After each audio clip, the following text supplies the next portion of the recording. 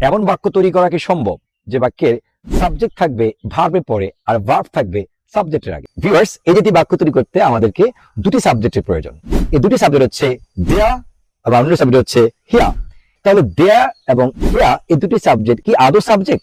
না, ভিউয়ার্স খেয়াল রাখবেন, এরা ইন্ট্রোডাক্টরি সাবজেক্ট, এরা সূচনার জন্য বাক্যে এসে থাকে, কিন্তু এরা বাক্যের ভার্বকে প্রভাবিত করতে পারে না। শুধুমাত্র দুটি সাবজেক্ট ব্যবহৃত হয় বেসিকলি কোনো কিছু অতীতে অস্তিত্ব ছিল বা বর্তমানে আছে বা ভবিষ্যতে থাকবে, আর যখনই আমরা হিয়ার এন্ড দেয়ার আনবো তখন ওই বাক্যে যে ভার্ব থাকবে সেই ভার্বটা বাক্যের এক্সটেনশনের যে সাবজেক্ট থাকবে তার দ্বারা প্রভাবিত হবে। চলুন কিছু এক্সাম্পল দেখে নিই। দেয়ার আর 3 schools and 1 hospital। এখানে 3 schools and 1 hospital থাকার কারণে আমি আর ব্যবহার করেছি। এবং যেমন আমি যদি হিয়ার দিয়ে একটি বাক্য বলি, হিয়ার আর সাম রুলস, এই যে এখানে আপনি আর ব্যবহার করেছেন মূলত সাম রুলস এর কারণে। এখানে হিয়ার এর কারণে আর আসেনি, সাম রুলস এর কারণে আর আসছে।